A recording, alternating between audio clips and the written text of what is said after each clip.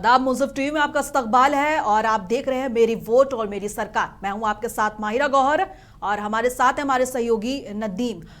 तो आगे बढ़ते हैं और बता चले कि असम, केरलम और केंद्र शासित प्रदेश पुडुचेरी में विधानसभा चुनाव के लिए आज के एक चरण में मतदान हो रहा है। वैसे लगभग 4 राज्य और एक केंद्र शासित प्रदेश में चुनाव है, लेकिन आज 3 राज्यों में, माफ कीजिएगा, आज 2 राज्यों में और एक केंद्र शासित प्रदेश में चुनाव है, जबकि अगला चुनाव 23 अप्रैल को तमिलनाडु में और बंगाल का फर्स्ट फेज चुनाव जो है वो 23 अप्रैल को है। बता दें कि सुबह 7 बजे से मतदान शुरू हो गया है और शाम 6 बजे तक चलेगा। चुनाव आयोग ने तीनों जगहों पर सभी तैयारियां पूरी कर ली थी और पूरे जो है सुरक्षा के इंतजाम किए गए थे और ये सुनिश्चित किया गया था कि जो चुनाव है वो पूरी तरह से निष्पक्ष और शांतिपूर्ण मतदान जो है वो सुनिश्चित करने के लिए व्यापक इंतजाम किए गए थे। विधानसभा चुनाव के अलावा आज कर्नाटक की 2 सीटों, नागालैंड में 1 सीट और त्रिपुरा में 1 सीट पर उपचुनाव होगा। वहीं गोवा में भी 1 सीट पर उपचुनाव होना था, लेकिन वहां के उपचुनाव पर एचसी ने फिलहाल के लिए रोक लगा दी है। आपको बता चले कि निर्वाचन अधिकारी ने बताया है कि असम में 126 सीटों पर 722 उम्मीदवारों की किस्मत का फैसला करने के लिए 31,940 मतदान केंद्र बनाए गए। वहीं असम के 35 जिलों में मतदान को शांतिपूर्ण ढंग से संपन्न कराने के लिए आयोग ने 1.5 लाख से अधिक सुरक्षा कर्मियों को तैनात किया है। संवेदनशील मतदान केंद्रों की निगरानी के लिए विशेष रूप से माइक्रो ऑब्जर्वर नियुक्त किए गए हैं। यहां मुख्य मुकाबला सत्ताधारी दल और विपक्ष के बीच है, जहां मतदाता लाखों की संख्या में अपने भविष्य के जनप्रतिनिधियों को चुनने के लिए केंद्र पर पहुंच रहे हैं। वहीं इसी तरह केरलम की बात करें तो केरलम की सभी 140 सीटों पर एक ही चरण में मतदान हो रहा है, जहां 883 उम्मीदवार मैदान में हैं। राज्य में 2.71 करोड़ मतदाता आज मतदान करेंगे, जहां एलडीएफ तीसरी बार सत्ता में वापसी की कोशिश कर रहा है, तो वहीं यूडीएफ अपनी खोई जमीन तलाश कर रहा है और एनडीए राज्य में अपना खाता खोलने की उम्मीद लगाए बैठा है। अगर पुडुचेरी की बात करें तो पुडुचेरी में 9.50 लाख मतदाता भी आज 294 उम्मीदवारों के भाग्य का फैसला ईवीएम में दर्ज करेंगे। निर्वाचन आयोग द्वारा जारी आंकड़ों के अनुसार अभी तक कितने वोटिंग प्रतिशत हो गए हैं, इसके लिए हम अपने सहयोगी नदीम से जानेंगे। नदीम, कितने प्रतिशत वोटिंग अभी तक हो चुकी है? जी, अलग अलग, मेरा बहुत शुक्रिया आपका। सबसे पहले आपको बता दें कि अलग अलग जगहों पर वोटिंग हो रही है। असम में इस वक्त 60 के आसपास 60% वोटिंग हो चुकी है और केरलम में 49.70% और पुडुचेरी में 56.83% अब तक वोटिंग हो चुकी है। जी, फिलहाल जो है अभी 2 राज्य और एक केंद्र शासित प्रदेश में चुनाव है, जिसमें सबसे ज्यादा चर्चा असम की है। तो जब बात असम की आती है तो यहाँ पर एक जो पिछले दिनों हमने देखा कि एक जो चर्चा वो बहुत खबर में रही मौलाना बदरुद्दीन को लेकर। तो मौलाना बदरुद्दीन अजमल जो है कितनी सीटों पर चुनाव लड़ रहे हैं, इसके बारे में जानकारी थोड़ा साझा कर दीजिएगा। और क्या मौलाना महमूद मदनी ने जो 24 घंटे के अंदर लेटर जारी कर सवाल मांगा था, उसका कोई निगेटिव या पॉजिटिव असर जो है वो चुनाव में देखने को मिल रहा है कि नहीं, इसके बारे में थोड़ा जानकारी साझा करिए। जी महाराज, सबसे पहले आपको बता दें कि मौलाना बदरुद्दीन अजमल की जो पार्टी है वो 27 सीटों पर चुनाव लड़ रही है और उनका दावा है कि हम 25 सीटें इस मरतबा जीत दर्ज करेंगे। दूसरा सवाल जो आपका है कि मौलाना महमूद मदनी की जमीयत उलमा हिंद ने जो मौलाना बदरुद्दीन अजमल से सवाल किया था कि आप सांप्रदायिक पार्टी यानी असदुद्दीन ओवैसी से आपने क्यों गठबंधन किया, इसका उन्होंने अभी तक जवाब नहीं दिया। जब हमने उनकी पार्टी से कांटेक्ट किया और जानने की कोशिश की कि इस तरह का कोई लेटर आपके पास पहुंचा है, तो उनका कहना, मौलाना बदरुद्दीन अजमल की पार्टी का कहना है कि ऐसा कोई लेटर हमारे पास अभी तक नहीं आया है। जहां तक पॉजिटिव और नेगेटिव इंपैक्ट की बात है तो आपको बता दें कि पूरे भारत देश के जो मुसलमान हैं और खास तौर से जो एक नई लीडरशिप है, उन सब ने असदुद्दीन ओवैसी और मौलाना बदरुद्दीन अजमल के इत्तेहाद को, गठबंधन को सपोर्ट किया और कहा कि किसी के बहकावे में ना आए, चाहे वो मौलाना महमूद मदनी हो, चाहे दूसरे लोग हों जो ये कह रहे हैं, चाहे कांग्रेस की पार्टी हो जो ये कह रही है कि मौलाना बदरुद्दीन अजमल बीजेपी के हैं। ऐसा कुछ नहीं है। एक तरफा आप मौलाना बदरुद्दीन अजमल को सपोर्ट करिए, चूंकि मुसलमान वहाँ 30 से 35% असम में हैं, इस वजह से तमाम मुसलमान बदरुद्दीन अजमल से अपील कर रहे थे और वहाँ की असम की जनता से अपील कर रहे थे कि आप वहाँ बदरुद्दीन अजमल को सपोर्ट करें। इसलिए कोई निगेटिव इंपैक्ट नहीं पड़ा है, बल्कि पॉजिटिव हुआ है कि पूरे देश के मुसलमान खुद ही मौलाना महमूद मदनी से सवाल करने के लिए, आप पहले बताइए आप क्या किए 1920 से लेकर 2026 तक, ये सवाल ज्यादा बनने लगा है। जी मायरा। ठीक है नदीम, चुनाव के वक्त अक्सर कहीं ना कहीं से हिंसा की खबरें जो हैं वो सामने आ जाती हैं। हालांकि आज पश्चिम बंगाल का चुनाव नहीं, अक्सर पश्चिम बंगाल चुनाव में हिंसा की खबरें बहुत ज्यादा आती हैं, लेकिन अगर फिर भी ओवरऑल अगर देखा जाए तो फिलहाल जो 3 जगहों पर जो चुनाव चल रहा है उसको लेकर क्या अभी तक कुछ हिंसा या झड़प की खबरें को लेकर ओवरऑल अगर एक सिनेरियो अगर पूछा जाए तो क्या कोई खबर है? तो आपको हम बता दें कि नॉर्मली जैसे इलेक्शन में जो कुछ संवेदनशील इलाके होते हैं वहां पुलिस बल और फोर्स ज्यादा तैनात की जाती है। तो अगर आप देखें चाहे असम में हो चाहे आप केरला देखें या दूसरा जो केंद्र शासित राज्य है, वहां पर सिर्फ एक छोटी सी घटना सामने आई जहां कांग्रेस जो बीजेपी के कार्यकर्ता हैं वो पोलिंग बूथ तक पहुंच गए और यहाँ पर बीजेपी और कांग्रेस के कार्यकर्ताओं के बीच एक झड़प की खबर भी कुछ देर पहले सामने आई थी। झड़प की खबर थी। उसके बाद पुलिस प्रशासन वहां पहुंची, लाठीचार्ज की, दोनों को अलग किया और तितर बितर करके अभी माहौल वहां शांत है। असम में कुछ कुछ जगहों पर थोड़ी बहुत झड़प की शिकायतें आई, चूंकि संवेदनशील इलाका है और जिस तरह से नेताओं की बयानबाजी हो तो आपने देखा ही इलेक्शन के दरमियान, तो वहां भी छोटी मोटी घटनाएं हुई हैं। ऐसा नहीं है कि एकदम शांतिपूर्ण सब तरीके से हो रहा है। जी ऐसा हम देखें कि असम चुनाव को लेकर जो है एक मुद्दा जो सबसे ज्यादा गर्म हुआ वो ये था कि पवन खेड़ा का बयान, जिससे आप वाकिफ होंगे कि पवन खेड़ा ने जो हेमंता बिश्वा शर्मा और उनकी पत्नी पर जो है 3 जो है अलग अलग कंट्री में जो है पासपोर्ट होने का जो आरोप लगाया, जिसके बाद असम पुलिस दिल्ली पहुंच गई पवन खेड़ा के घर पर। पवन खेड़ा नहीं मिले, लेकिन उन्होंने छापा मारा। पुलिस जो असम पुलिस पहुंची थी उसने बयान भी दिया कि उन्हें कुछ ऐसा जो है वो मिला है कुछ, हालांकि उन्होंने ये नहीं बताया कि क्या कुछ मिला है, कुछ इलेक्ट्रॉनिक्स का उन्होंने जिक्र किया था मिला है। उसके बाद से आज पवन खेड़ा ने, जो आज चुनाव है असम में और आज पवन खेड़ा का बयान आया है, उन्होंने कहा है कि वो राहुल गांधी के मजबूत सिपाही और डरेंगे नहीं। उन्होंने कहा कि हिम्मत है तो आप चीजों को सामने रखिए और हम मुझे खारिज कीजिए। और ऐसा जो कांग्रेस के तमाम बड़े नेता हैं, जो क्या कहते हैं, चाहे वो अलका लांबा हो चाहे वो मल्लिकार्जुन खड़गे हो, उन्होंने खुद प्रेस कॉन्फ्रेंस कर कहा कि अगर चीजें जो है वो हो रही हैं वो गलत है, जो पूरी तरफ से जो बीजेपी वो ध्यान नहीं कर रहा है। तो पवन खेड़ा का जो बयान आया है और उसके बाद जो असम की तरफ से जो कुछ भी रिएक्शन हुआ, इन सब को लेकर क्या कहेंगे? एक मेरा अगर आप देखें तो क्योंकि आज अब वो पहले भी अगर पवन खेड़ा चाहें तो पहले भी इसका जवाब दे सकते थे, लेकिन उन्होंने आज का दिन ही क्यों चुना, इस पर भी सवाल उठा है। तो क्या एक तरह से कह सकते हैं कि असम की जनता उनके बात को सुनेगी और कुछ प्रभाव पड़ेगा, और जो अभी इस वक्त वोटिंग चल रहा है तो वोटिंग के दौरान ही कुछ खेला हो जाए? लास्ट सवाल का जवाब पहले देते हैं। भावनात्मक जुड़ाव के लिए ऐसे मैसेज दिया जाता है कि हम पर अत्याचार हो रहा है, हमने सवाल किया तो हमको पुलिस गिरफ्तार करे। मतलब जो आपने पहला सवाल किया उसमें ये कि इनके पास जो प्रूफ हैं, जो सबूत हैं कि पासपोर्ट को लेकर और जो बाहर प्रॉपर्टी है हेमंता बिश्वा शर्मा की पत्नी, उसको लेकर इन्होंने सवाल किया। तो असम सीएम हेमंता बिश्वा शर्मा का जवाब है कि हम पवन खेड़ा को पवन पेड़ा बना देंगे, उसको पेल दूंगा। मतलब किसी भी राज्य के मुख्यमंत्री, क्या ये भाषा हो सकती है? मतलब आप सोचें कि ठीक है, इल्जाम लगा रहे हैं, अब उस पर इन्वेस्टिगेशन होना चाहिए, आप अपना सबूत दीजिए कि ऐसा कुछ नहीं है जो इल्जाम ये लगा रहे हैं। अगर कोई किसी भी नेता के ऊपर कोई नेता अगर सवाल करता है, उसका जवाब देने के बजाय आप घर पर पुलिस भेजेंगे, छापेमारी कराएंगे, ये फिर कहाँ का लोकतंत्र बाकी रह गया है? तो ये तो बहुत ही निंदनीय है जिस तरह से कार्रवाई, असम के सीएम का बयान, उसके बाद पुलिस प्रशासन की कार्रवाई, दिल्ली तक आना, छापेमारी करना, और जो आपने कहा कि कुछ इलेक्ट्रॉनिक चीजें उनके यहाँ से बरामद हुई, उस पर पवन खेड़ा ने वीडियो बयान जारी करते हुए कहा कि हमारा एक नया लैपटॉप है और कुछ छोटी चीजें हैं जो हम यूज भी नहीं करते थे, उन चीजों को उठा कर ले गए हैं, तब हम उस वक्त घर पे कोई मौजूद नहीं था। एक मोबाइल का उन्होंने जिक्र किया कि वो उनकी बहन की यादगार है, वो बहन कोविड में डेथ हो गई उनकी बहन की, जिसका इंतकाल हो गया, उसका उन्होंने जिक्र किया है। अब भावनात्मक जुड़ाव के लिए, चूंकि आज आपने कहा वीडियो जारी किया, हमने वीडियो देखा है कि वहां के लोगों से अपील की है और उन्होंने ये भी कहा कि ये लड़ाई न्याय और अन्याय के बीच की है, सत्य और असत्य के बीच की है। तो अब देखना है कि इस उनकी अपील का असम की जनता पर प्रभाव क्या पड़ेगा, ये तो रिजल्ट के बाद ही बता सकते हैं। ठीक है, जैसा कि हम देख रहे हैं कि आज 2 राज्य और एक केंद्र शासित राज्य में चुनाव है। तो अगर 2 जगहों की बात करें, अगर हम पुडुचेरी और इसकी बात करते हैं, असम की बात करते हैं, तो दोनों जगह पर बीजेपी मजबूत दिख रही है और 2021 में भी उनकी सरकार रही है, चाहे गठबंधन में ही सही, लेकिन बीजेपी की सरकार रही है। इस बार भी ऐसा उम्मीद जताया जा रहा है कि असम में जो है बीजेपी की वापसी हो सकती है ना।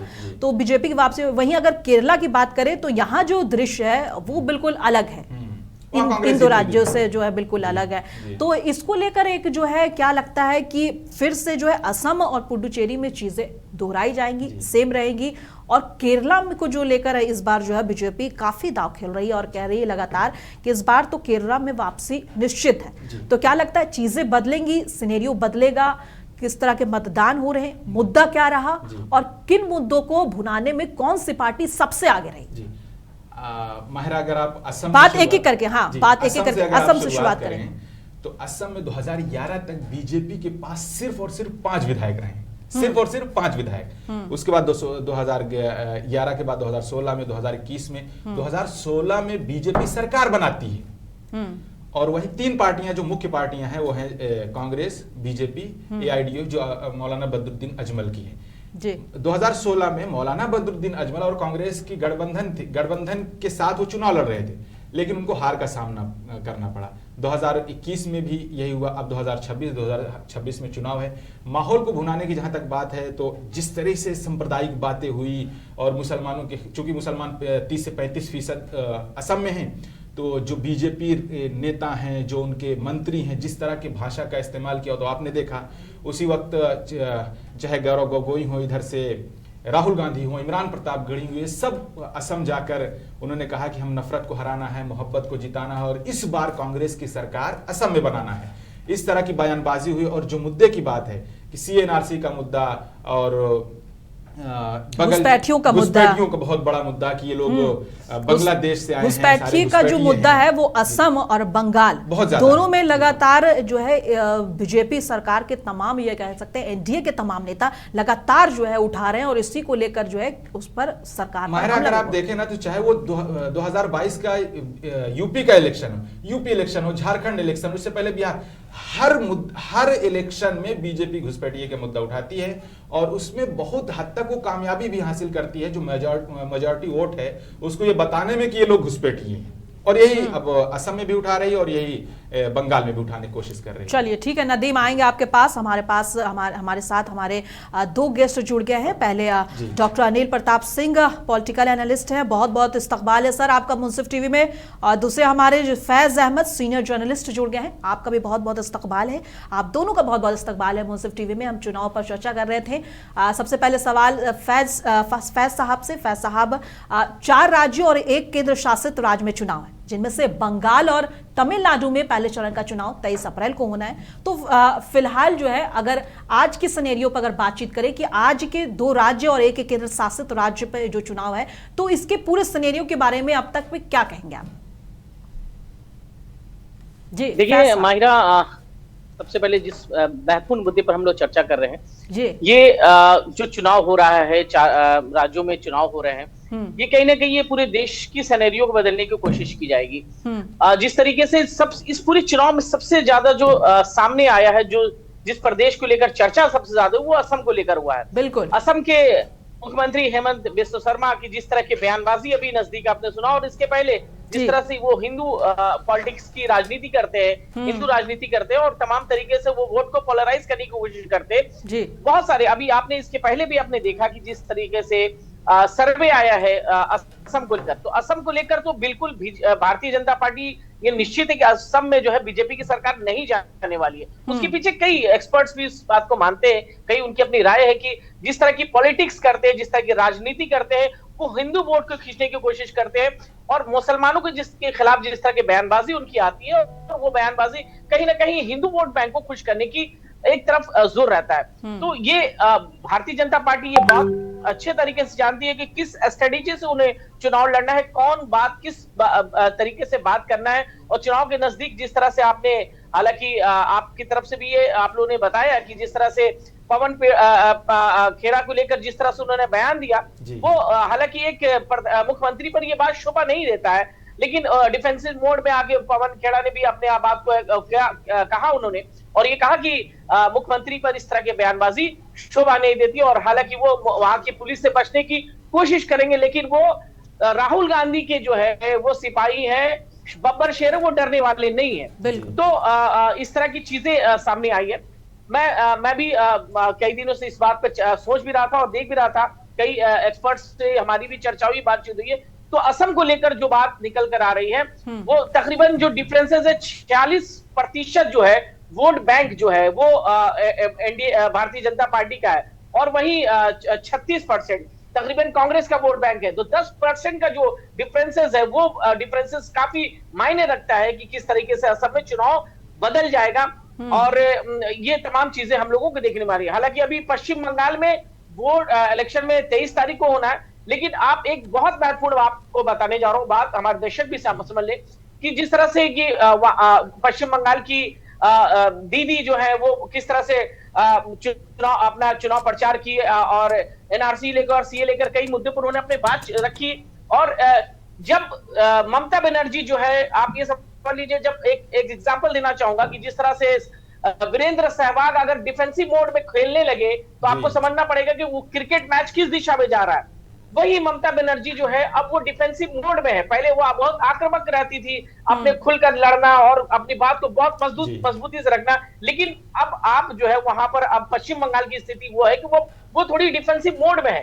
तो वहां पर तो पश्चिम बंगाल में बहुत कांटे के टक्कर। अब ये कहना थोड़ा सा मुश्किल होगा कि बीजेपी वहां पर सरकार बना पाती है कि नहीं बनाती है, लेकिन ये बात जरूर है 15 साल का शासनकाल ममता बनर्जी का पश्चिम बंगाल में, वो कहीं ना कहीं उसको टक्कर देने की कोशिश भारतीय जनता पार्टी की तरफ से की जा रही है। हिंदू वोट बैंक कितना वो अपने तरफ खींच पाएंगे भारतीय जनता पार्टी, ये कहना थोड़ा सा सर्वे में भी इस तरह से निकलकर सामने आ रहा है कि इस बार बंगाल में बीजेपी 100 पार कर सकती है। एग्जैक्टली, बिल्कुल कोशिश है। लेकिन एक बात और है कि अगर सरकार नहीं भी बना पाती है और बनाने की वो पूरा प्रयास करेगी, अब टीएमसी के नेताओं को अगर वो तोड़ लेती है, क्योंकि vote sharing Bharatiya Janata party के बढ़ सकते हैं, ये सर्वे भी बता रहे हैं कि पश्चिम बंगाल में वोट शेयरिंग बढ़ेंगे भारतीय जनता पार्टी की। अब अगर वो सरकार, तो मुश्किल लग रहा है कि बनाएगी, लेकिन कांटे की टक्कर जरूर है। लेकिन अगर वो टीएमसी के विधायकों को तोड़ लेती है तो निश्चित ही रूप से वो सरकार बनाने में भी सफल हो सकती है। तो बहुत तरीके से ये देखने की कोशिश की जा रही है। फिलहाल हम लोगों को इंतजार करना पड़ेगा, और इंतजार किस तरीके से ये पूरा होता है, थोड़ा हमें इंतजार करने के बाद ये तमाम जो तस्वीरें हैं, तमाम जो संशय है, वो हमारे दर्शकों तक, हम तमाम लोगों तक पहुंच जरूर जाएगा। जी बिल्कुल। फैज, आप असम की बात कर रहे थे, जिस तरीके से राहुल गांधी की रणनीति रही, गौरव गोगोई को वहां का अध्यक्ष बनाते हैं, उसके बाद इमरान प्रतापगढ़ी, खुद खड़गे, खुद पवन खेड़ा, तमाम लोग जाकर, पूरा कांग्रेस जाकर असम में चुनाव प्रचार करती है। राहुल गांधी की रणनीति को आप कैसे देखते हैं असम में? देखिए, राहुल गांधी की जो रणनीति है वो केवल असम तक सीमित नहीं, उनकी जो माइंड सेट है वो बिल्कुल सीधा है। एक माइंड सेट है उनका कि उनको किस तरह की राजनीति करनी है। वो देश में एकजुटता की बात करते हैं, डिवाइड एंड रूल की बात नहीं करते हैं। वही भारतीय जनता पार्टी जिस तरह की राजनीति करती है वो तमाम लोग जानते हैं, जग जाहिर है। लेकिन राहुल गांधी ने तमाम तरीके से जिस तरह की उन्होंने बातें कही है कि असम में जिस तरह के बयानात निकले, राहुल गांधी ने बहुत, वो भी डिफेंसिव मोड में रहे राहुल गांधी, और तमाम तरीके की बात कही। और कहीं ना कहीं राहुल गांधी जो है जिस दिशा में राजनीति को ले जाने की कोशिश कर रहे हैं उसकी बहुत सारे लोग सराहना करते हैं, लेकिन वो जो मजबूत कड़ी भारतीय जनता पार्टी की है उसे भेद पाना, उससे तोड़ पाना राहुल गांधी के लिए करीब तो है लेकिन मुश्किल भी बहुत ज्यादा है। लेकिन अब ये राहुल गांधी और तमाम तरह के जो बयानात है वो निश्चित रूप से में क्या रणनीति लाती है। अब आपने देखा कि जिस तरह से असम में असदुद्दीन ओवैसी और तमाम ऐसे लोग जो गठबंधन हुई है, बदरुद्दीन अजमल की पार्टी है, मौलाना बदरुद्दीन अजमल ने असदुद्दीन ओवैसी को बुलाकर प्रचार किया, फिर उन पर सांप्रदायिक होने का भी आरोप लगने लगा। 27 सीटों पर मौलाना बदरुद्दीन अजमल इस वक्त चुनाव लड़ रहे हैं। क्या कुछ असर दिख रहा है? उनके पार्टी को लोग दावा कर रहे हैं कम से कम 25 सीटें इस मरतबा सीटों पर हम जीत दर्ज करेंगे। आपको क्या माहौल लग रहा है? क्या इसका नेगेटिव इंपैक्ट कांग्रेस पर नहीं पड़ेगा, या मौलाना बदरुद्दीन अजमल कुछ खुद अच्छा कर सकेंगे? देखिए, निश्चित बहुत ये बात सिर्फ असम तक आप देख रहे हैं। आपने इसके पहले भी बिहार के अंदर चुनाव में देखा, हालांकि एएमआईएम ने अच्छा प्रदर्शन किया, लेकिन कहीं ना कहीं वो ना सरकार आरजेडी की बन पाई, ना ही वो सरकार में शामिल हो पाए।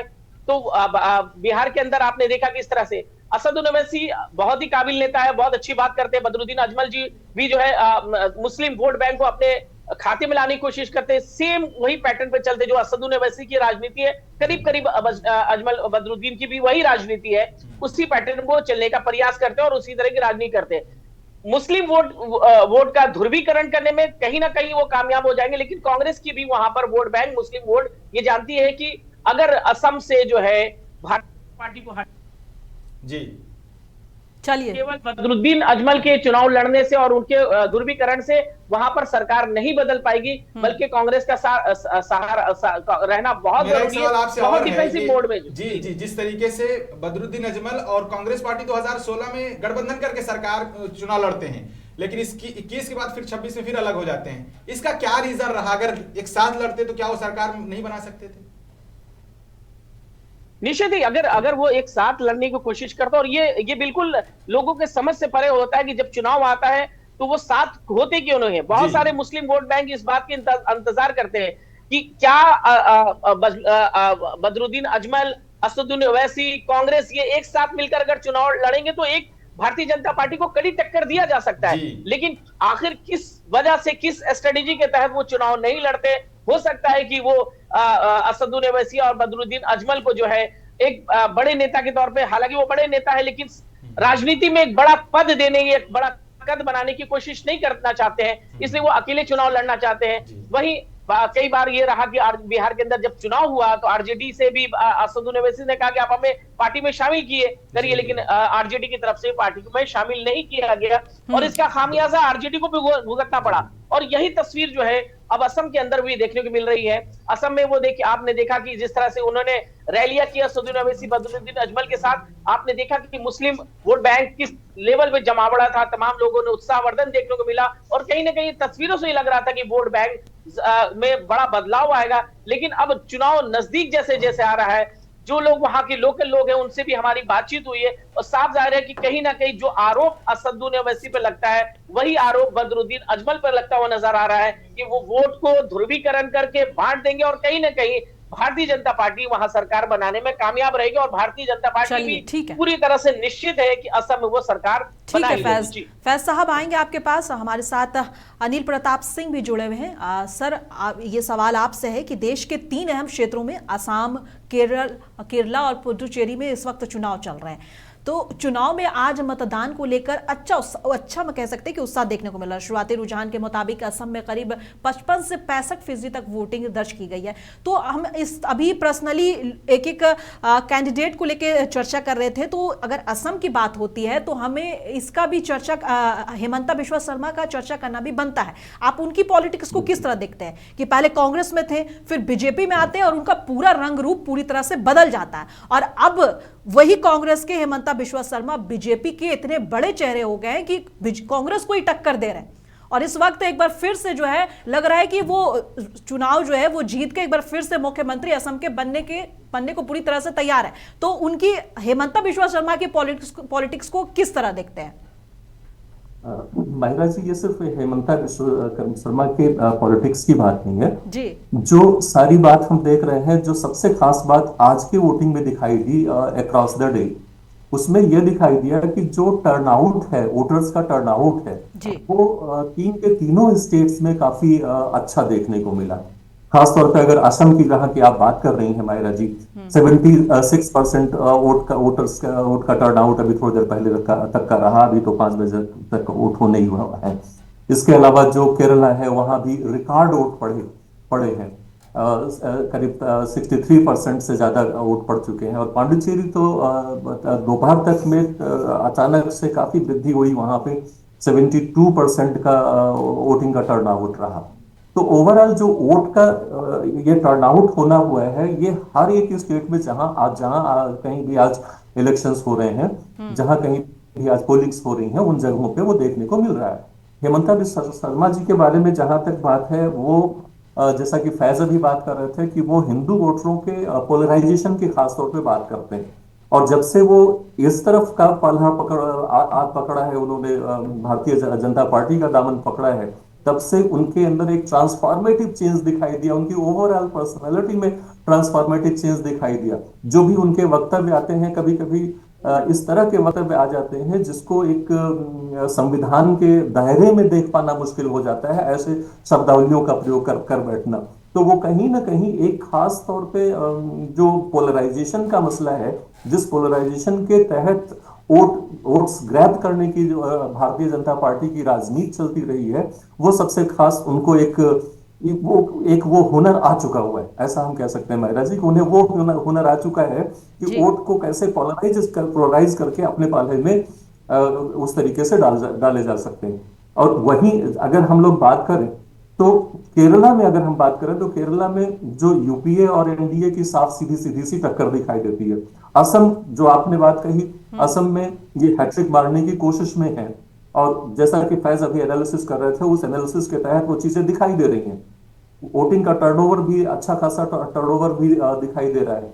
जो तमाम सारे ऐसे जो संवेदनशील जगहें रही हैं, खासतौर पे आसाम में, जहां छुटपुट घटनाओं का जिक्र भी आप थोड़ी देर पहले कर रहे थे, उसमें करीब 2000 से अधिक जो है पोलिंग बूथ्स की बात ये कही जा रही थी कि वो काफी हाईली सेंसिटिव है वहां पे असम में। और चूंकि ये एक सटा हुआ सा स्टेट है ये पश्चिम बंगाल से, और ज्यादातर लोग जो है आसाम में भी बांग्ला भाषी है और उस तरीके की चीजें वो अपने कस्टम्स में भी रखते हैं, तो उसका भी एक इन्फ्लुएंस, अगल जो बगल का स्टेट है उसका भी एक इन्फ्लुएंस यहाँ पे हमें बार बार देखने को मिलता है। तो उस वजह से भी कुछ चीजें वोट की जो चीजें वोट की भारतीय लोकतंत्र में जो वोटों की राजनीति होती है, उस वोटों की राजनीति में इस चीज का भी एक देखने को मिलता है। अनिल जी, यहाँ पर रोक के एक छोटा सा सवाल लेना चाहूंगी, माफ कीजिएगा आपको यहाँ पे रोक रही हूँ।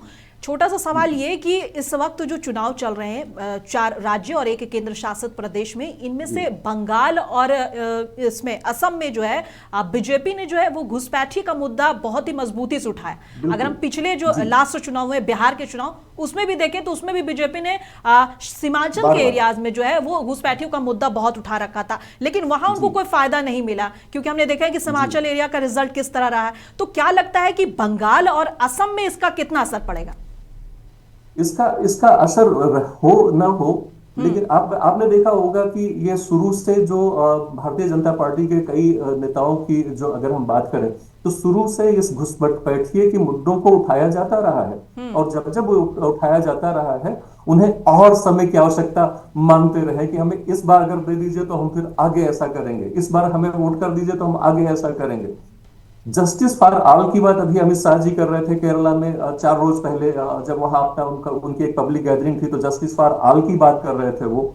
और यहाँ अगर हम लोग घुसपैठियों की बात करें, हम अपने गृहमंत्री की ही बात करें, जिनके दायरे में, जिनके संवैधानिक दायरे में ये सारी बातें आती हैं, तो उनके खुद के वक्तव्य आप उठा के देख लीजिए। तो अभी जब उन्होंने एक डेडलाइन मांगी थी, घुसपैठियों को रोक पाने की एक डेडलाइन मांगी थी, वो डेडलाइन बार बार एक्सीड किया है, और अभी भी मुद्दा ज्यों का त्यों अगर बना हुआ दिखाई दे रहा है, तो हमें अभी इस पे एक सवालिया निशान तो उठता ही उठता है कि इतनी साल हम अगर केंद्र के दायरे में ये सारी चीजें रहा करती हैं, तो अगर ये चीजें आज भी वो मुद्दा उसी तरह जस का तस बना हुआ रखा है, तो कहीं ना कहीं ये इंट्रोस्पेक्ट करने की जरूरत होगी, न केवल हमारे आपके लिए एज एनालिस्ट, बल्कि हमारे वोटर्स को भी उन चीजों को ध्यान देने की आवश्यकता होगी कि इन मुद्दों पे, जिन मुद्दों पे बार बार ये वोट मांगे जाते रहे थे, वो क्या मुद्दे आज तक कहीं किसी भी जगह से वो चीज सॉल्व हो पाई हुई है?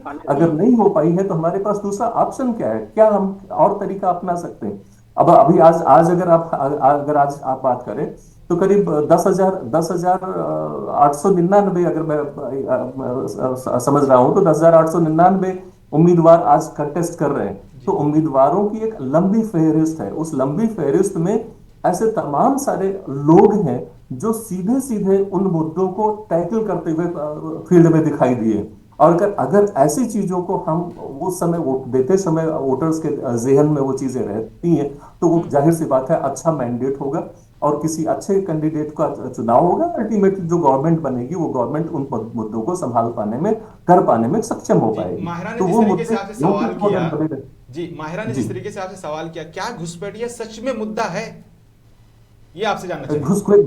घुसपैठिया सच में मुद्दा अभी तक है, क्योंकि वो इन्फिल्ट्रेशन का जो दायरा है वो वेस्ट बांग्लादेश के साथ, वो न केवल वेस्ट बंगाल के साथ है, चाहे वो पेट्रापोल बॉर्डर की बात करें, चाहे मुर्शिदाबाद के पास लालगोला के पास के बॉर्डर्स की बात करें इधर वेस्ट बंगाल में, या असम की बात करें, तो वो बॉर्डर्स इनफिल्ट्रेट होते हैं और उन इनफिल्ट्रेशन का अभी बिल्कुल पक्का वाला काइंड ऑफ मैकेनिज्म डेवलप हो पाया हो, ऐसा मुझे नहीं लगता भाई साहब। ऐसा मुझे नहीं लगता, क्योंकि ऐसे अगर वो वहां पे वो बॉर्डर्स अगर इन्फिल्ट्रेट करके लोग आ जा रहे हैं, और अभी भी ऐसी चीजों का कभी ऐसे छुटपुट खबरें देखने को मिला करती हैं जिसमें उनके पास वो सारे दस्तावेज उपलब्ध हैं जो भारतीय नागरिक होने का दावा कर रहे हैं, लेकिन बावजूद उसके अगर उनका ठीक से इन्वेस्टिगेशन होता है तो पता चलता है नहीं, ये तो इन्फिल्ट्रेट होके आए हुए हैं। तो अभी भी वो मुद्दा कहीं ना कहीं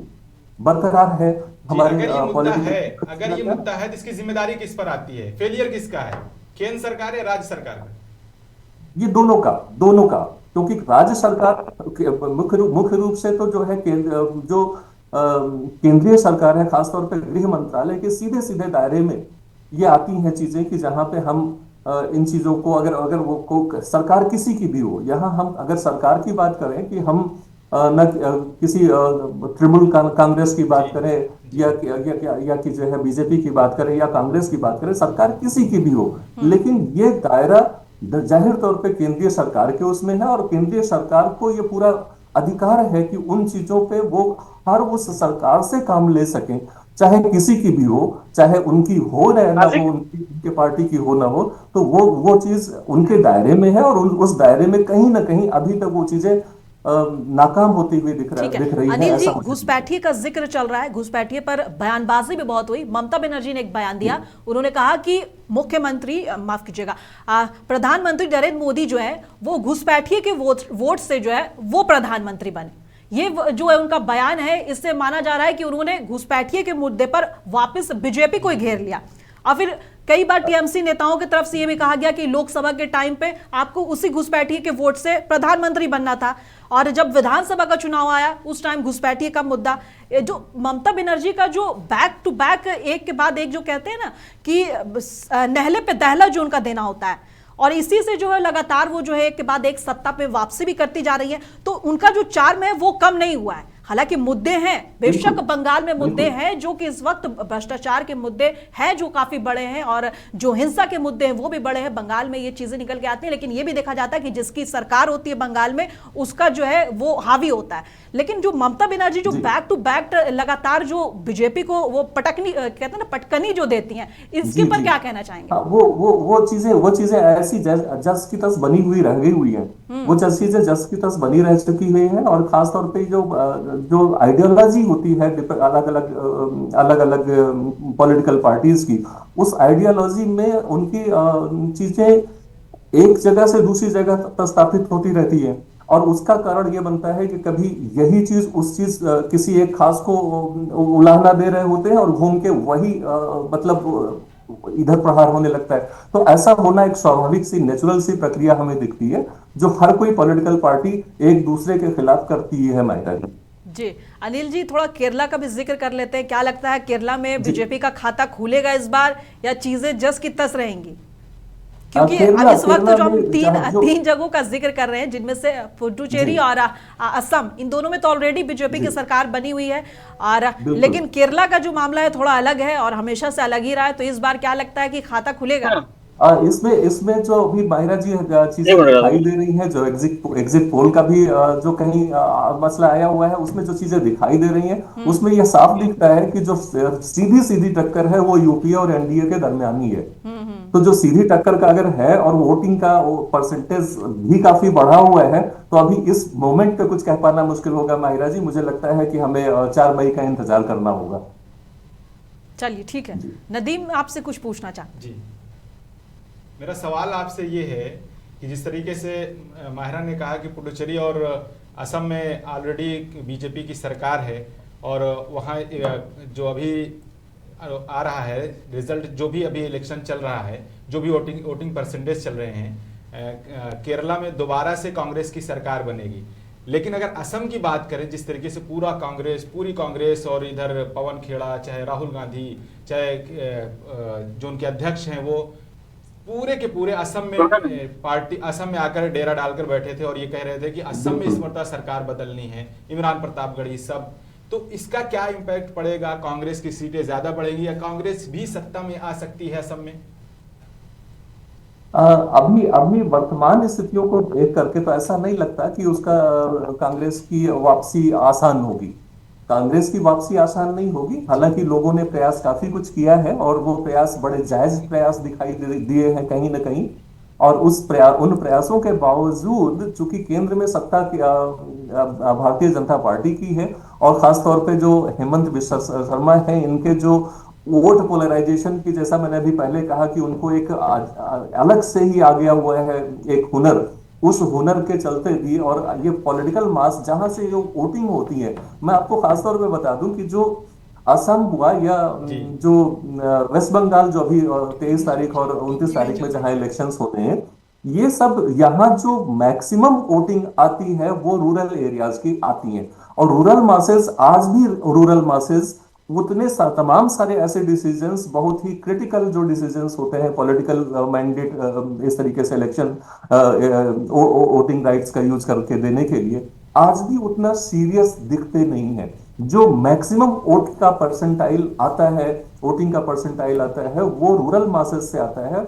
और रूरल मासेस को आज भी लोगों के अंदर, जो पॉलिटिकल पार्टीज, पॉलिटिकल लीडर्स की बात मैं कर रहा हूं, उनको वो अभी भी आज गुमराह कर सकने की स्थिति में कभी कभी हो जाते हैं और फिर बाद में उन्हें पता चलता है कि हमारा मैंडेट तो गलत चला गया जी। तो अभी वो जो ऐसी चीजें रूरल मासेस के थ्रू आती हैं, वो खासतौर पे मैंने इन सारी जगहों पे जो, चलिए ठीक है अनिल जी, आएंगे आपके पास। फैज साहब भी हमसे जुड़े हुए हैं, फैज साहब से भी कुछ सवाल ले लेते हैं। फैज साहब, अगला सवाल आपसे है। चुनाव चल रहे हैं इस वक्त, लेकिन हर चुनाव का जो एक मुद्दा है वो कहते हैं कि फेस, चुनाव का फेस कौन है। तो अगर हम असम में तो बीजेपी के पास फेस है, नो डाउट, लेकिन अगर हम बंगाल की बात करते हैं तो फिर से बंगाल में बीजेपी के पास कोई ऐसा चेहरा नहीं दिखता जो कि ममता बनर्जी के आगे सामने आके खड़ा हो जाए और जनता जो है वो बेधड़क बीजेपी की ओर चली जाए कि हाँ ये जो है जो ममता बनर्जी को टक्कर दे सकते हैं। लेकिन फिर उसी क्रम में हम ये भी देखते हैं कि बीजेपी ने कभी भी सीएम चेहरा को अपनी जीत पर हावी नहीं होने दिया। चाहे कहीं कभी अब चुनाव देख ले, जीत होती है फिर बाद में सीएम आता है और उनको वोट भी मिलता है। हालांकि बिहार में कुछ अलग देखने को मिला कि बीजेपी ने नीतीश कुमार के चेहरे पर चुनाव लड़ा और बाद में 3 महीने के अंदर ही फिर उन्होंने अपना जो है बीजेपी का जो है वो सीएम प्रपोज्ड करने की बात चल रही है और निश्चित है लगभग कि बिहार में भी सीएम जो है वो बीजेपी का ही बनेगा। तो कहीं ना कहीं बिहार में बीजेपी को यह डर था कि अगर कोई बीजेपी चेहरा होता है जो कि नीतीश कुमार को ना रखे तो यहाँ पे चुनाव गड़बड़ा सकता है, इसलिए उन्होंने पहले नीतीश के चेहरे पर चुनाव लड़ गया, बाद में उसे पलट दिया। तो बंगाल में जो है, बंगाल के सिनेरियो को लेके इस पर क्या कहेंगे, सीएम फेस को लेके? देखिए, बीजेपी की हमेशा से एक बहुत मजबूत स्ट्रेटेजी रही है कि वो कभी भी जो है सीएम को पहले घोषित नहीं करती है और वो केवल बीजेपी का जो पूरा रहा वो प्रधानमंत्री नरेंद्र मोदी के चेहरे पर लड़ा जाता है। और आपने देखा कि मध्य प्रदेश हो या कोई ऐसा प्रदेश हो जहां पर दिल्ली, राजधानी दिल्ली की बात कर लेते हैं हम, दिल्ली जी, वो बिल्कुल उसकी तरफ से जो मुख्यमंत्री का जो फेस होता है वो बाद में डिसाइड किया जाता है। और एक मामूली सा कार्यकर्ता भी, आप इसे दूसरे तरीके से भी देख सकते हैं कि भारतीय जनता पार्टी किस तरीके से साथ लेने के भी प्रयास करती है। एक मामूली कार्यकर्ता भी वो मुख्यमंत्री बन सकता है। ये भारतीय जनता पार्टी के तमाम कार्यकर्ता, तमाम लीडर, ये तमाम बहुत बेहतर तरीके से जानते हैं कि कब किसकी बारी आ जाएगी, कब किसे बड़ा पद मिल जाएगा। ये कहना भारतीय जनता पार्टी में बड़ा मुश्किल होता है। और अगर इसकी इधर विपक्षी पार्टी की बात करें तो खास करके अगर उत्तर प्रदेश की बात करें तो अखिलेश यादव का ही चेहरा रहेगा मुख्यमंत्री का। बिहार में नीतीश कुमार को इसलिए भारतीय जनता पार्टी को चेहरा बनाना मजबूरी पड़ा क्योंकि नीतीश कुमार खुद अपने आप में एक बड़ा चेहरा है। आपको याद होगा कि इंडिया गठबंधन को खड़ा करने वाला नीतीश कुमार है और नीतीश कुमार बाद में भारतीय जनता पार्टी में शामिल हो जाते हैं। इस बात को लेकर नाराजगी भी होती है। तो पश्चिम बंगाल में जो पूरा का पूरा वो चुनाव है वो नरेंद्र मोदी प्रधानमंत्री के चेहरे पर, अमित शाह के बयानों पर, ये तमाम चीज डिपेंड करता है। अब ये बाद में डिसाइड हो पाएगा कि पश्चिम बंगाल में सरकार किसकी बनती है और उसके बाद मुख्यमंत्री कौन होगी। ये जरूर है कि कोई जरूर जो है वही का होगा, वही का लोकल लीडर होगा। वो कौन चेहरा हो सकता है ये थोड़ा कहना थोड़ा सा चूंकि मैं सफर में हूँ इसलिए थोड़ी मेरी वीडियो कोई परेशानी। फैज, आपको क्या लगता है, क्या प्रधानमंत्री मोदी और अमित शाह, गृह मंत्री अमित शाह के चेहरे पर बंगाल में चुनाव लड़कर बीजेपी जीत जाएगी? आपको लगता है सर? नहीं, ये जरूर है कि चेहरे की बात जो मैंने कही है, चेहरा वही रहेगा, लेकिन जीतना अभी वो कांटे की टक्कर। मैंने आपको पहले भी कहा कि अगर पिच पर वीरेंद्र सहवाग अगर डिफेंसिव मोड में अगर खेल रहे हैं तो आप मैच का जो है नजरिया क्या हो सकता है मैच किस रूप में, क्योंकि वीरेंद्र सहवाग बहुत खुलकर खेलने वाले हैं। और वही स्थिति ममता बनर्जी की है कि ममता बनर्जी बहुत खुलकर अपनी बातों को रखती है, बहुत मुखर होकर अपनी बातों को रखती है, वो किसी से नहीं डरती है। लेकिन अब जिस तरह से जो डिफेंसिव मोड में आकर वो अब जो है चुनाव प्रचार में देखी गई और चुनाव लड़ रही है, SIR का मुद्दा है उसको लेकर जिस तरह से मुखर होकर उन्होंने कही, और उसके बाद तो आप समझ सकते कि एक डर और एक भय ममता बनर्जी के अंदर, हालांकि वो दिखाना नहीं चाहती, लेकिन जानने वाले जो एक्सपर्ट्स है, जिस बहुत नजदीक से अगर चुनाव को, पश्चिम बंगाल के चुनाव को देख रहे हैं, उन तमाम लोगों का ये जरूर कहना है कि ममता बनर्जी डिफेंसिव मोड में खेल रही है। लेकिन हाँ, ये जरूर है कि Bharatiya Janata party vote sharing बढ़ाने में कामयाब हो सकती है। लेकिन मैं अभी भी कह रहा हूं कि पश्चिम बंगाल में भारतीय जनता पार्टी को सरकार बन। जी फैज साहब, यहाँ पर एक छोटा सा सवाल। जी माफ कीजिएगा फैज साहब, किसी टेक्निकल इश्यू की वजह से हमसे जो है जुड़ नहीं पाए हैं और जो है वो कट गए हैं, और हम नदीम हमारे साथ हैं, बने हुए हैं, नदीम से सवाल लेंगे। नदीम, बेशक ममता बनर्जी बंगाल में मजबूत दिख रही हैं, ठीक है, नो डाउट, और अगर सर्वे के रिजल्ट देखा जाए तो उसमें भी आ रहा है कि चाहे बीजेपी 100 पार कर रही हो, 100 का पार आंकड़ा ला रही हो, लेकिन सरकार तो ममता बनर्जी की बनेगी। तो आपको ये जो वोट परसेंटेज बीजेपी का बढ़ा है और ममता बनर्जी का घटा है, इसके पीछे क्या एंटी इनकम्बेंसी लगती है, क्या है जो कि इसको टीएमसी को इस चुनाव में और नुकसान पहुंचा सकता है, और जिसके बुनियाद पर यह दिखाया जा रहा है, ये सर्वे में आ रहा है कि बीजेपी 100 क्रॉस कर सकती है? जी महाराज, जिस तरीके से आप अगर 2014 के बाद से अब 2026 चल रहा है, आप देखने की कोशिश करें तो किसी भी राज्य में जहां बीजेपी की सरकार नहीं थी, जहां कहीं सिर्फ 5 सीटें थी, वहां जो सत्ता में, जहां उनकी 15-20 सीटें थी, वहां बढ़कर वो 60-70 सीटें हो गई हैं। तो बीजेपी लगातार बढ़ रही, वो अपनी बयानबाजी, आक्रामक बयानबाजी को लेकर, चाहे वो राष्ट्र का मुद्दा हो, चाहे हिंदुत्व का मुद्दा हो, आरएसएस भी आ जाता है, बजरंग दल भी आ जाता है चुनाव प्रचार करने के लिए। मेरा सवाल ये है कि क्या बंगाल में एंटी इनकम्बेंसी काम करेगी? जाहिर सी बात है, जब बीजेपी के लिए जब क्या इसी एंटी इनकम्बेंसी की वजह से बीजेपी का वोट प्रतिशत बढ़ रहा है? सिर्फ एक रीजन नहीं हो सकता है। अगर आप देखें तो जब 15 साल से लगातार ममता बनर्जी की सरकार है, तृणमूल कांग्रेस की सरकार है, तो जाहिर सी बात है नेताओं के अंदर और पूरी पार्टी के अंदर और उस जनता के अंदर जो 15 साल से लगातार कहीं भी शासन किसी का रहा हो तो उसके खिलाफ एंटी इनकम्बेंसी होती ही है। उसका फायदा तो हर विपक्ष पार्टी उठाती है और उठाने की कोशिश करती है।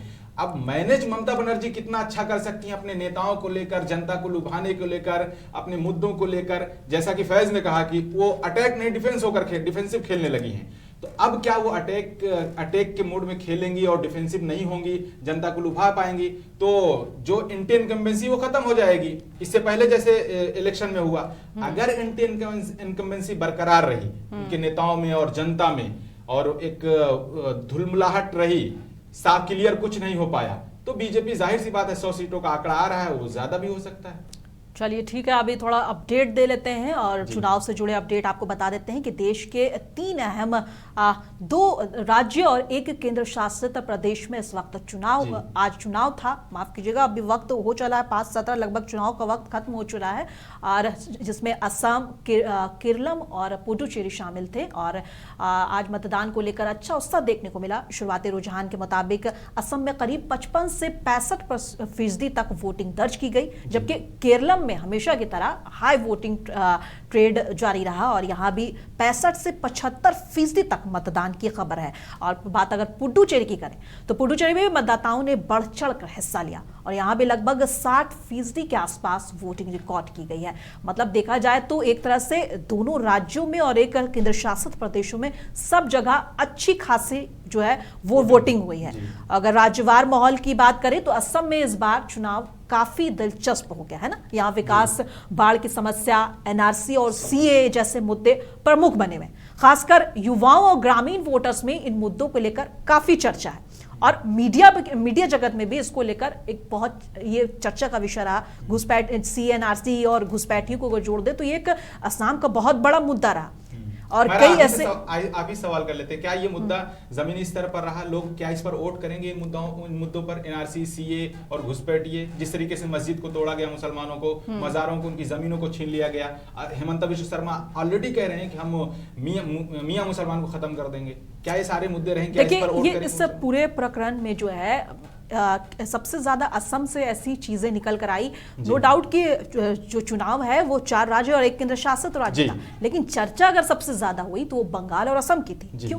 क्योंकि वहां पे जो कुछ मुद्दे थे, घुसपैठियों के मुद्दे थे, बयानबाजियां जो थी वो ज्यादा थी। तो आप जैसे कि असम की बात कर रहे हैं, तो असम में बेशक जो है जमीन पर कुछ तो असर पड़ेगा, क्योंकि लगातार हेमंता बिश्व शर्मा के जो बयान रहे मुसलमानों को लेकर, जिनकी उनकी काफी आलोचना भी हुई, विपक्ष लगातार हमलावर रहा। हालांकि ये भी साफ है कि हेमंता बिश्व शर्मा जो है वो पूरी तरह से कहते हैं कि हाँ, हिंदू की जो है वो राजनीति करते हैं और ओपनली कहते हैं, है ना, वो सारी बातें करते हैं। लेकिन हेमंता बिश्व शर्मा ने कहीं ना कहीं अपने तरफ से थोड़ा तालमेल बढ़ाने की कोशिश भी की। उन्होंने ऐसा दिखाया कि वो जो कुछ भी कर रहे हैं मुसलमानों के लिए, वो उनके हक के लिए कर रहे हैं। जैसे कि उन्होंने एक लॉ लाया, इसमें कहा कि अगर कोई भी मुसलमान जो है वो अगर एक वाइफ के रहते हुए अगर दूसरी किसी महिला से शादी करता है तो उसके लिए वो आजीवन कारावास जो कह सकते हैं कि हमेशा वो जेल में रहेगा। इस तरह का उन्होंने सामने लाकर मुसलमानों को अपनी तरफ करने की कोशिश की। लेकिन एक तरफ जो मुसलमान सीए, हाँ, मुस्लिम महिलाओं को करने की कोशिश की।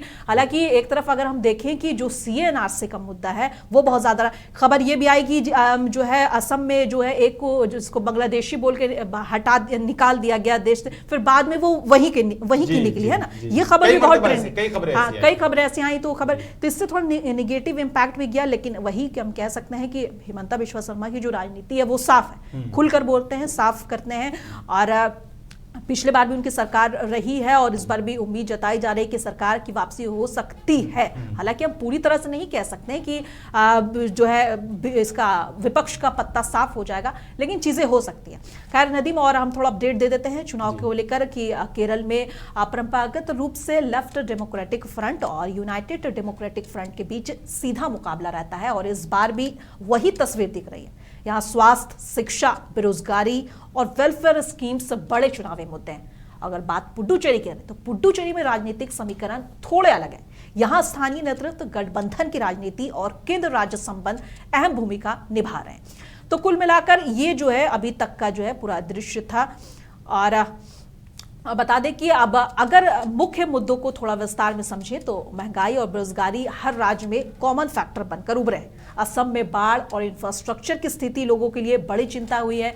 केरल में गोल्ड स्मगलिंग जैसे विवाद और आर्थिक स्थिति भी चर्चा में, जबकि पुडुचेरी में राजनीतिक स्थिति और विकास कार्यों में रफ्तार बड़ा मुद्दा बनी हुई है। और इसी के साथ और थोड़ा कुछ और सवाल जवाब कर लेते हैं और जान लेते हैं कि किस तरह का जो है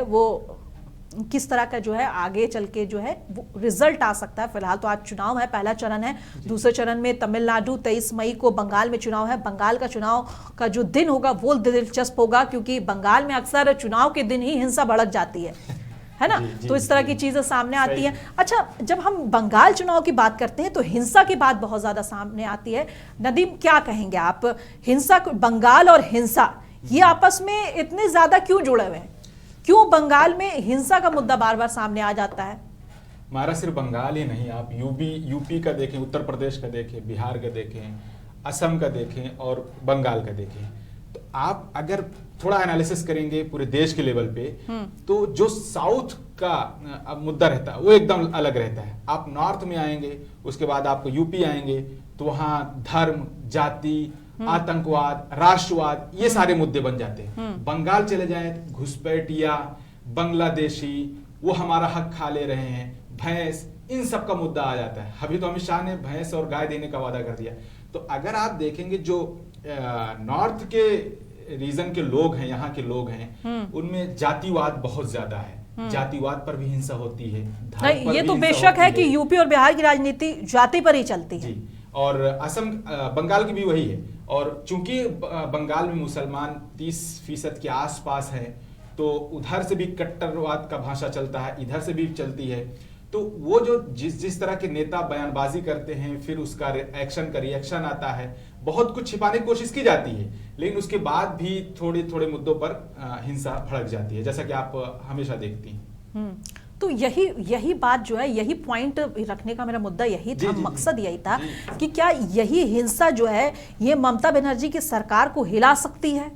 क्या इसी हिंसा, क्योंकि हमने देखा भी कि जो जुडिशरी पर अटैक हुआ भी कुछ दिन पहले, इसमें क्या कहते हैं, मालदा में जो अटैक हुआ और एक घेराव हो गया है ना, जबकि वो जांच के लिए गए थे, तो ये सब चीज़ें अचानक से कहाँ से निकल के आ जाती है। दूसरा कि इस वक्त बंगाल में एक ममता बनर्जी के जो क्या कहते हैं, टीएमसी के अपने ही नेता जो अब भड़क के अब एक बाबरी मस्जिद बनाने का ऐलान करते हैं, वो एक अलग अपना ये लेके चल जाते हैं। तो क्या लगता है कि ये सब कुछ राज्य सरकार के मन से ही हो जाता है कि इसमें केंद्र का भी हाथ रहता है कि बंगाल में हिंसा भड़काई जाए और फायदा उठाया जाए? देखिए, जब कहीं भी किसी भी राज्य में अगर किसी की सरकार है, विपक्ष, खासतौर से जो विपक्षी पार्टी है जैसे ममता बनर्जी की, तो वहां कोई भी हिंसा होगी उसको भुनाएगी बीजेपी किसी भी तरीके से। अगर वहां किसी एक हिंदू कम्युनिटी के व्यक्ति को एक कांटा भी चुभेगा ना, उसको भी बीजेपी इस तरह से भुनाने की कोशिश करेगी कि बहुत बड़ा दंगा हो गया है। कहीं भी हिंसा होती है, आगजनी होती है, तो उसका, अगर बंगाल में होती है तो उसका खास तौर से इंपैक्ट इनके खिलाफ जाएगा, ममता बनर्जी के, और उसका फायदा बीजेपी को मिलेगा। जैसा कि आपने बात किया कि बाबरी मस्जिद का, हुमायूं कबीर बाबरी मस्जिद बना रहे हैं, उसकी नींव भी रख दी, उनके साथ असदुद्दीन ओवैसी भी आ गए हैं। इसका पॉजिटिव नेगेटिव इंपैक्ट यही है कि जिन इलाकों में मुस्लिम आबादी बहुत ज्यादा है, जैसे मालदा, मुर्शिदाबाद, इन सारे इलाकों में अगर देखेंगे तो जहां से हुमायूं कबीर चुनाव लड़ रहे हैं, जहां से असदुद्दीन ओवैसी की पार्टी ने कैंडिडेट को टिकट दिया है, उन चंद सीटों पर हो सकता है कुछ वोटों का तो असर जरूर पड़ेगा। लेकिन ओवरऑल अगर मुसलमान की बात करें या जो हिंसा होती है उसकी बात करें, तो मुसलमान और वहां के जो सेकुलर हिंदू हैं वो ऑलरेडी ममता के साथ जाएंगे, लेकिन हिंसा होने का फायदा सिर्फ और सिर्फ बीजेपी को होगा, चाहे वो इनके तृणमूल कांग्रेस वाले करें चाहे बीजेपी वाले करें। ठीक है नदीम, बहुत बहुत शुक्रिया हमारे साथ मंच साझा करने के लिए और अपनी तमाम बातों को रखने के लिए। और मेरी वोट मेरी सरकार में आप देख रहे थे, मेरी वोट मेरी सरकार को हम लगातार, हमने जो 2 राज्य और 1 केंद्र शासित प्रदेश में जो चुनाव चल रहे थे उसके मुद्दे को लेकर चर्चा की, एक्सपर्ट्स से जाना, उनकी राय जाना। हमारे एक्सपर्ट्स का भी बहुत बहुत धन्यवाद जो हमसे जुड़े थे, और हमारे सहयोगी नदीम का अहमद खान का भी बहुत बहुत धन्यवाद जो हमारे साथ लगातार जुड़े रहे। और आप लगातार जो है मुंसिफ टीवी पर इसके कवरेज जो है, चुनाव के कवरेज, 23 अप्रैल को भी हम बंगाल चुनाव के दिन जो है और तमिलनाडु का जो उस दिन चुनाव होगा पहले चरण का, तो उस पर जो है हम आपको लगातार अपडेट देंगे। और फिर रिजल्ट वाले दिन भी जो है 4 मई को आप मुंसिफ टीवी पर जरूर आइएगा और तमाम अपडेट्स जो है आपको यहाँ पे पल पल के अपडेट्स और एक्सपर्ट से जो है राय, वो सब जानकर आपको सामने रखेंगे। तो अब हमें दीजिए इजाजत, आप देखते रहें मुंसिफ टीवी।